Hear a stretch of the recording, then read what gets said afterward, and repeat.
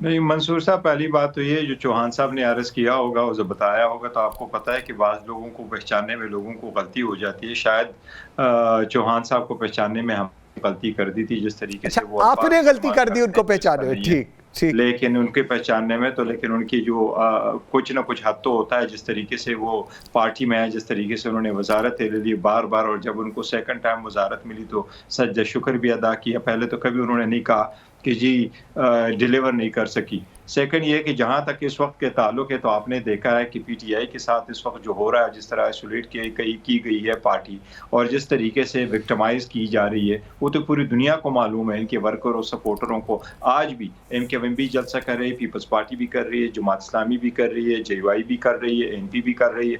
अगर कोई worker convention तक नहीं कर सकता, वो सिर्फ़ और सिर्फ़ है पीटीआई।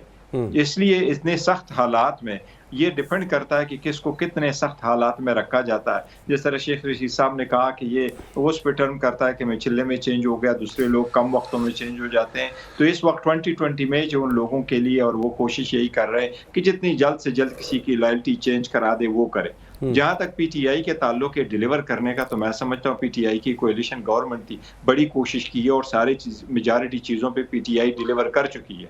और उस वक़्त अगर आप देखें जितने सर्वे आए, तो पीटीआई इस वक़्त 60 to 70% उसकी पॉपुलैरिटी है इवन सिंध में। आप इसको देखेंगे, जो लास्ट अभी लोकल गवर्नमेंट इलेक्शन हुए, मेयर के इलेक्शन हुए, तो आपको पता था कि पीटीआई की तवक्कुआत से भी ज़्यादा सीटें पीटीआई को मिली हैं। और पीटीआई की ये उसकी एक रिफ्लेक्शन है कि लोग सैटिस्फाइड है पीटीआई से, और लोगों की सैटिस्फैक्शन है कि वो पीटीआई के साथ जुड़े हुए। और इस मर्तबा आप देखेंगे कि शायद लोग जिस तरीके से once in a lifetime एमकेएम की अगर आप वोट बैंक थे, जिस वक्त अल्ताफ हुसैन हुआ करते थे, इनके वोट बैंक कवर हुआ करता था, जिस वक्त वो खत्म हुए और कुछ लोग उनसे कट गए, तो फिर एक और टर्न आया। इस मर्तबा आप ये देखेंगे कि चूंकि ये छोटी पार्टी है, सिर्फ और सिर्फ ये हैदराबाद और कराची तक है, और ज्यादातर ये कोशिश जरूर अच्छा करते हैं और बहुत अच्छा करते हैं, इंफ्रास्ट्रक्चर के लिए करते हैं, कराची के लिए करते हैं, लेकिन इसलिए इनका एक नैरेटिव बिल्टअप नहीं हुआ सो फार कि मुल्क के लिए हालात के मुनासिबत से हो। तो इसलिए मैं समझता हूँ कि इंफ्रास्ट्रक्चर बेस एक अलग